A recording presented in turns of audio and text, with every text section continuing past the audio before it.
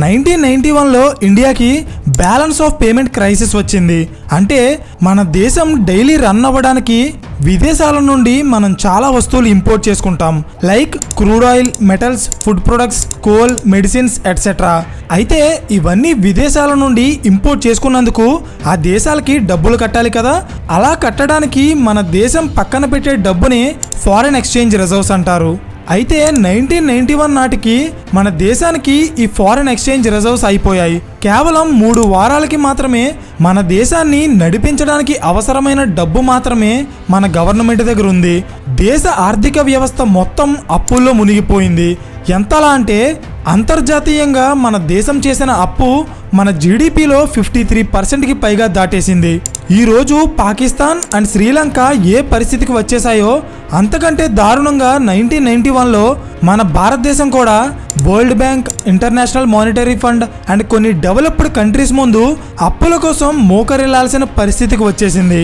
అయితే 1991లో మన తెలుగువారైన పివి నరసింహారావు గారు మన దేశ ప్రధానమంత్రిగా ఉన్న టైంలో అప్పటి ఫైనాన్స్ మినిస్టర్ అయిన మన్మోహన్ సింగ్ గారు ఈ దారుణమైన పరిస్థితి నుండి దేశాన్ని బయటికి తీసుకురావడానికి అప్పటి వరకు ఉన్న అన్ని ఎకనామిక్ పాలసీస్ని మార్చేసి కొన్ని కొత్త ఎకనామిక్ పాలసీస్ని తీసుకొచ్చారు. గాయ్స్, ఆ రోజు ఆయన తీసుకున్న నిర్ణయాలే మన భారతదేశ భవిష్యత్తుని మార్చింది అనడంలో ఎలాంటి సందేహం లేదు. ఎందుకంటే ఈరోజు Indian GDP Russia, France and UK లాంటి డెవలప్డ్ కంట్రీస్ని దాటుకుని చైనాతో పోటీ పడే స్థాయికి ఎదిగిందంటే దాని వెనక 1991లో పివి నరసింహారావు గవర్నమెంట్ తీసుకున్న ఎన్నో రెవల్యూషనరీ ఎకనామిక్ పాలసీస్ ఉన్నాయి. అండ్ దీని కారణంగానే స్వతంత్రం వచ్చిన 40 సంవత్సరాల్లో మనం సాధించలేనిది ఈ 20 సంవత్సరాల్లో సాధించాం. కావాలంటే ఒకసారి ఈ డేటా చూడండి. 1991 ముందు వరకు మన గ్రోత్ ఎలా ఉంది, 1991 తర్వాత మన గ్రోత్ ఎలా ఉందో ఈ గ్రాఫ్ ఇండికేట్ చేస్తుంది. అయితే ఇక్కడ పాయింట్ ఏంటంటే అసలు ఇదంతా ఎలా సాధ్యపడింది. 1991లో పివి నరసింహారావు గారు అండ్ మన్మోహన్ సింగ్ గారు మన దేశ ఆర్థిక వ్యవస్థలో చేసిన పెను మార్పులు ఏంటి, అవి మన దేశ అభివృద్ధికి ఎలా తోడ్పడ్డాయో నేను ఈ వీడియోలో చెప్పబోతున్నాను. మై డియర్ ఆడియన్స్, ఇది సివిల్ సర్వీసెస్ అండ్ గ్రూప్స్కి ప్రిపేర్ అయ్యే వాళ్ళకి మాత్రమే ఎక్కువగా తెలిసే టాపిక్. కానీ నా పర్సనల్ ఒపీనియన్ ఏంటంటే మన దేశంలో ఉన్న ప్రతి ఒక్కరికి దీని గురించి తెలియాలి. సో వీలైనంత సింపుల్గా ఎక్స్ప్లెయిన్ చేయడానికి ట్రై చేస్తాను, జాగ్రత్తగా వినండి. Hello everyone, welcome to today's video and this is your friend Surya. Guys, 1991లో పివి నరసింహారావు గవర్నమెంట్ ఇండియాని క్రైసిస్ నుండి ఎలా బయటికి తెచ్చిందో తెలియాలంటే ఫస్ట్ ఆఫ్ ఆల్ అసలు ఇండియా అంత పెద్ద క్రైసిస్లోకి ఎందుకు వెళ్ళిందో తెలియాలి. August 24, 1608 British East India company భారతదేశంలో సుగంధ ద్రవ్యాల వ్యాపారం చేసుకుంటామని మొట్టమొదటిగా మన దేశంలో అడుగుపెట్టారు. ఆ తర్వాత స్లోగా ఇక్కడ రాజుల్ని ఓడించి రాజ్యాలు, సంపద దోచుకుని సుమారు 100 సంవత్సరాల పాటు మనల్ని పరిపాలించారు.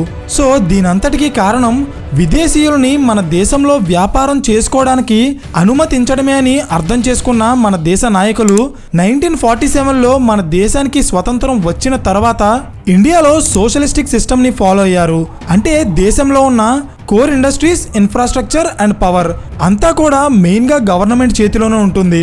ఇక్కడ ప్రైవేట్ కంపెనీస్ వ్యాపారాలు చేయడానికి చాలా అంటే చాలా తక్కువ అవకాశాలు ఉంటాయి. ఒకవేళ ఏదైనా ప్రైవేట్ కంపెనీ ఇండియాలో వాళ్ళ బిజినెస్ చేయాలనుకుంటే దానికి రూల్స్, రెగ్యులేషన్స్, లైసెన్సెస్ అని చాలా ఇబ్బందులు ఉండేవి. సో దీని కారణంగానే ఇండియాకి విదేశీ పెట్టుబడులు వచ్చేవి కాదు. విదేశాలకి సంబంధించిన ఏ కంపెనీ కూడా ఇండియాలో వాళ్ళ బిజినెస్ చేయడానికి ఇష్టపడేది కాదు. సో దేశానికి అవసరమైన కోర్ ఇండస్ట్రీస్ అన్నీ కూడా గవర్నమెంట్ చేతిలోనే ఉండేవి. కోర్ ఇండస్ట్రీస్ అంటే electricity, steel, crude oil, cement, coal, natural gas, fertilizers etcetera. వీటినే కోర్ ఇండస్ట్రీస్ అంటారు. అయితే ఇక్కడ పాయింట్ ఏంటంటే కోర్ ఇండస్ట్రీస్ అన్ని గవర్నమెంట్ చేతిలోనే పెట్టుకోవడం, ప్రైవేట్ కంపెనీస్కి అవకాశం ఇవ్వకపోవడం వల్ల ఇండియాలో విదేశీ పెట్టుబడులు తగ్గిపోయి ఇక్కడున్న ఇండస్ట్రియల్ సెక్టార్ అంతా స్లోగా వీక్ అయిపోయింది. మరోవైపు గవర్నమెంట్ ఈ రూల్స్ అండ్ రెగ్యులేషన్స్ని తగ్గించకపోగా 1970స్లో విదేశీ కంపెనీల మీద మరిన్ని ఆంక్షలు విధిస్తూ ఫెరా చట్టాన్ని తీసుకొచ్చింది. ఈ ఫెరా చట్టం గురించి ఇప్పటికే మనం చాలా వీడియోస్లో డిస్కస్ చేసాం. ఈ చట్టం ప్రకారం విదేశీ కంపెనీలు ఇండియాలో వాళ్ళ బిజినెస్ చేయాలంటే అందులో 60% వాటా ఇండియన్స్కి ఇవ్వాలి, లేదా దేశంలో వాళ్ళ బిజినెస్ క్లోజ్ చేసుకుని వెళ్ళిపోవాలి. సో ఈ రూల్స్కి ఒప్పుకొని కోకోకోలా అండ్ IBM లాంటి ఫారెన్ కంపెనీస్ ఇండియాలో వాళ్ళ బిజినెస్ క్లోజ్ చేసుకుని వెళ్ళిపోయాయి. 1980s టైంకి పాకిస్తాన్ అండ్ చైనాతో యుద్ధాలు జరగడం, ఇందిరాగాంధీ విధించిన ఎమర్జెన్సీ కారణంగా మన దేశ ఆర్థిక వ్యవస్థ చాలా వరకు కుప్పకూలిపోయింది. అండ్ దీనితో పాటు ఇండియా మరికొంత కిందకి పడిపోవడానికి కారణం 1990లో జరిగిన గల్ఫ్ వార్. అంటే 1990లో అమెరికాకి ఇరాక్కి మధ్య యుద్ధం జరిగింది. వాళ్ళు కొట్టుకుంటే మనకేంటనుకుంటున్నారా? చెప్తా చూడండి. 1990 టైంకి ఇండియా క్రూడ్ ఆయిల్ కోసం గల్ఫ్ కంట్రీస్ మీదే చాలా ఎక్కువగా ఆధారపడేది. సో ఈ యుద్ధం కారణంగా ప్రపంచవ్యాప్తంగా క్రూడ్ ఆయిల్ ప్రైజెస్ పెరిగిపోయాయి. అప్పటికే మన దేశ ఆర్థిక వ్యవస్థ బాగోలేదు అనుకుంటే క్రూడ్ ఆయిల్ ప్రైజెస్ పెరిగిపోవడం వల్ల రెట్టింపు డబ్బు పెట్టి కొనాల్సిన సిచ్యువేషన్ వచ్చింది.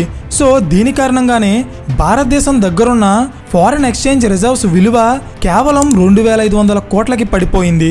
ఈ డబ్బు మన దేశాన్ని కేవలం 3 వారాలు మాత్రమే నడిపించగలుగుతుంది. సో ఇమీడియట్గా ఏదో ఒకటి చేయాలి. ఇంత క్రిటికల్ సిచ్యువేషన్లో అప్పు చేసి దేశాన్ని నడిపించడం తప్ప వేరే దారి లేదనుకున్న అప్పటి ప్రధానమంత్రి చంద్రశేఖర్ గారు ఆ అప్పు కోసమని IMF దగ్గరికి వెళ్ళారు. IMF అంటే ఇంటర్నేషనల్ మానిటరీ ఫండ్. అయితే ఇక్కడ మీకు ఒక విషయం తెలియాలి.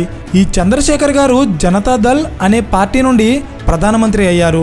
కానీ ఈ పార్టీకి పార్లమెంట్లో కంప్లీట్గా మెజారిటీ లేదు.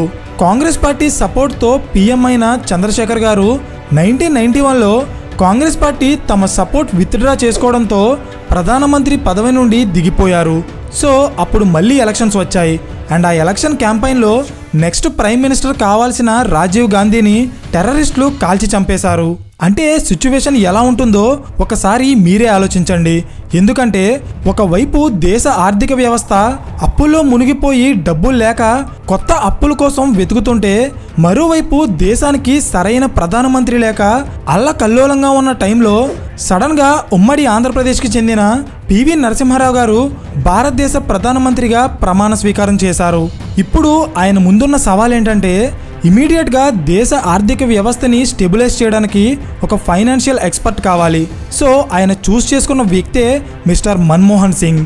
1991లో PV నరసింహారావు గారు మన్మోహన్ సింగ్ని ఆయన క్యాబినెట్లో ఫైనాన్స్ మినిస్టర్ పదవిలో కూర్చోబెట్టారు.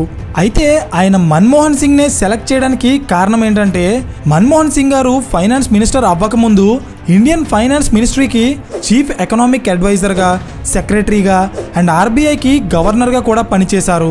సో ఆయనకి ఇండియన్ ఎకానమీ మీద చాలా అంటే చాలా ఎక్కువ నాలెడ్జ్ ఉంటుంది.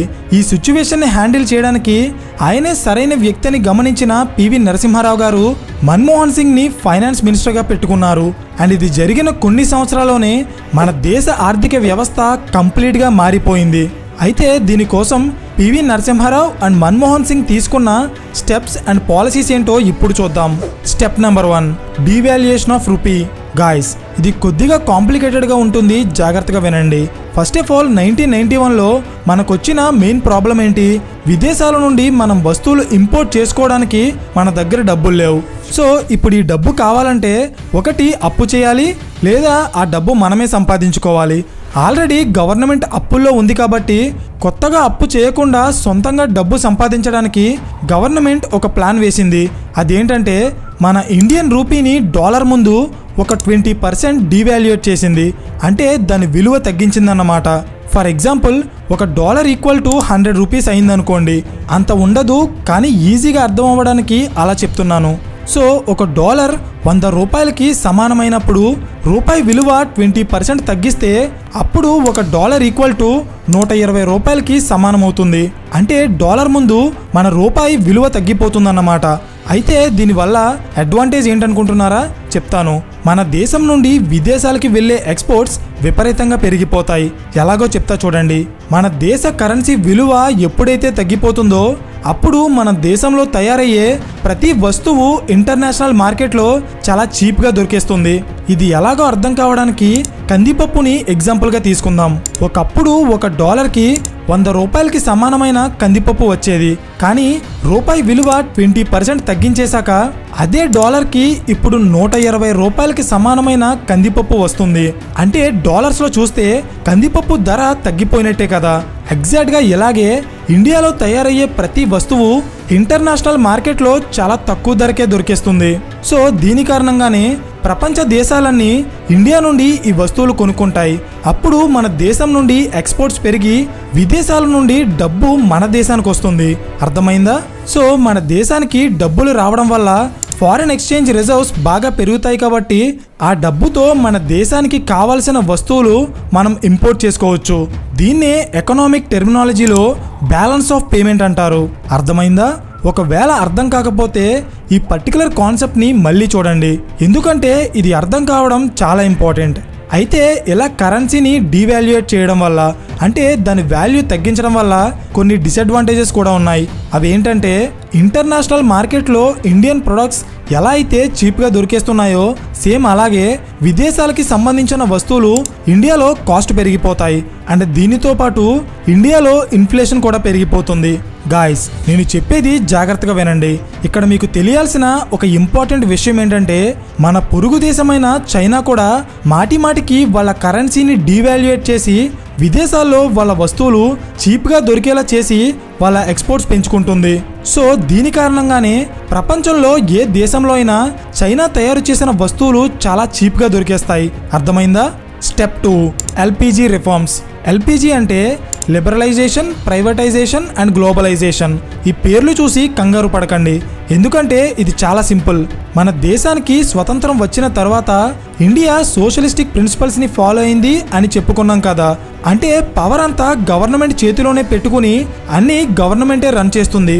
అయితే ఈ ఎల్పిజి రిఫార్మ్స్ అనౌన్స్ చేశాక కేవలం కొన్ని ఇంపార్టెంట్ సెక్టార్స్ని మాత్రమే గవర్నమెంట్ తన కంట్రోల్లో పెట్టుకుని మిగిలిన అన్ని సెక్టార్స్లో కూడా ప్రైవేట్ కంపెనీస్కి బిజినెస్ చేసుకోవడానికి అలౌ చేస్తుంది.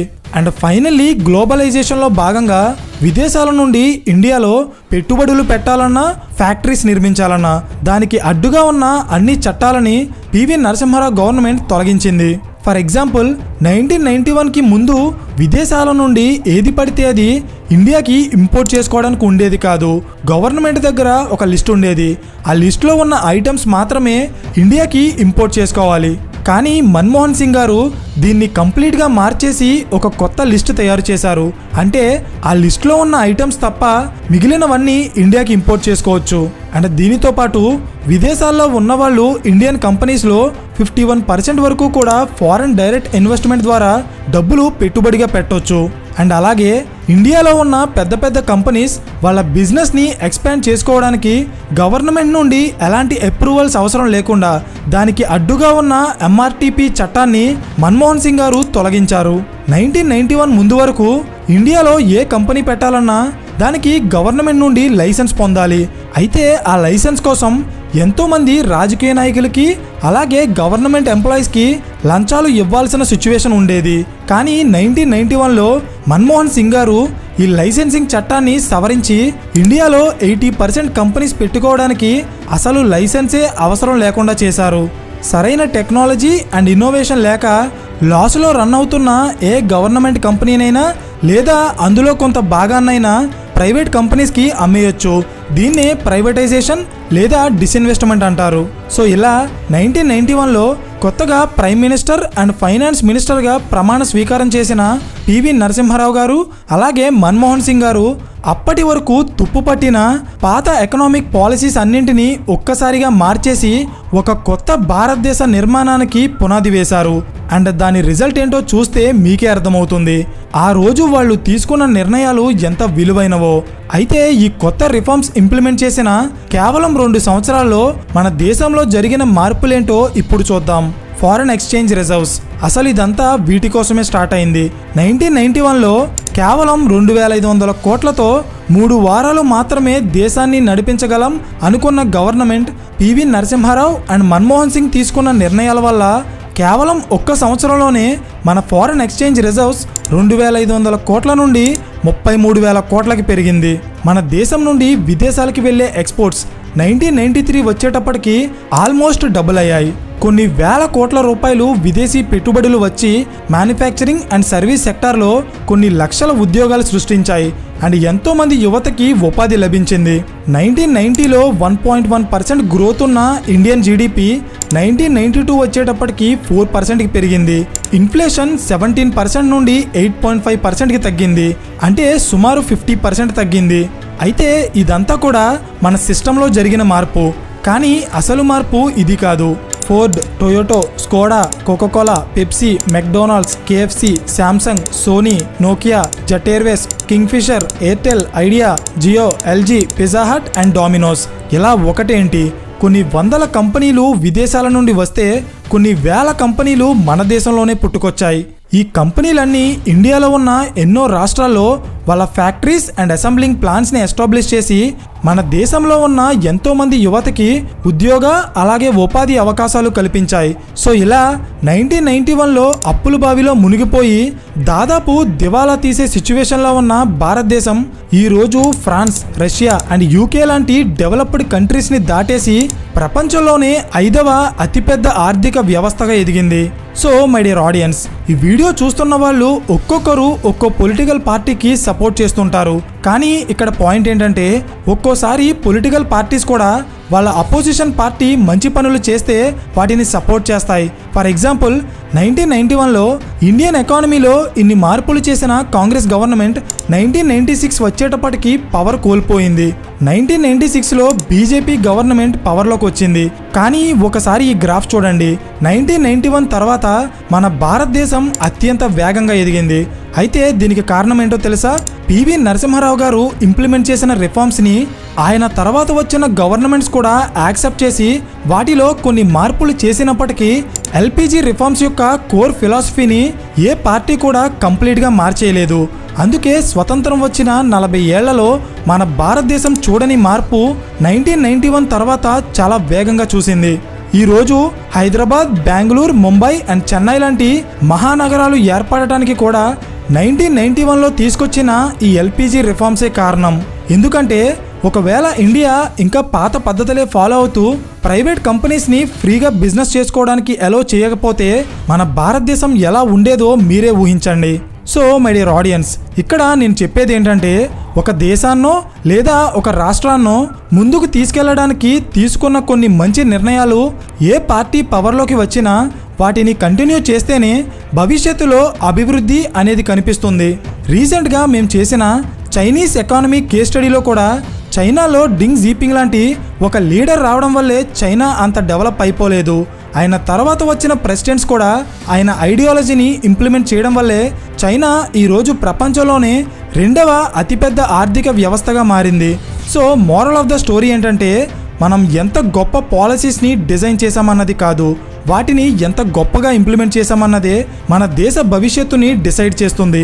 గాయ్స్, ఈ వీడియోలో ఒక పర్టికులర్ ఫైనాన్షియల్ క్రైసిస్ని గవర్నమెంట్ ఎలాంటి ఎకనామిక్ పాలసీస్ని ఇంప్లిమెంట్ చేసి సాల్వ్ చేసింది అనేది ఎక్స్ప్లెయిన్ చేశాం. ఇన్ కేస్ మై అనాలిసిస్ మీకు నచ్చితే ఫ్యూచర్లో బిజినెస్ కేస్ స్టడీస్తో పాటు economic and geo political case studies కూడా మీ ముందుకు తీసుకొస్తాం. సో ఈ వీడియో మీకు నచ్చితే ఖచ్చితంగా లైక్ చేయడం మర్చిపోకండి. అండ్ ఈ టైప్ ఆఫ్ కాంటెంట్ ఇష్టపడే మీ ఫ్రెండ్స్ అండ్ ఫ్యామిలీ గ్రూప్స్కి ఈ వీడియో షేర్ చేయండి. అండ్ ఇంకా మీరు మన ఛానల్ని సబ్స్క్రైబ్ చేయకపోతే ఇప్పుడే సబ్స్క్రైబ్ చేసి పక్కనే ఉన్న గంట సింబల్ ఆన్ చేస్తే మేము వీడియో అప్లోడ్ చేసిన వెంటనే మీకు ఇమీడియట్ నోటిఫికేషన్ వస్తుంది. So thank you for watching and I'll see you in the next video. Till then, this is your friend Surya signing off.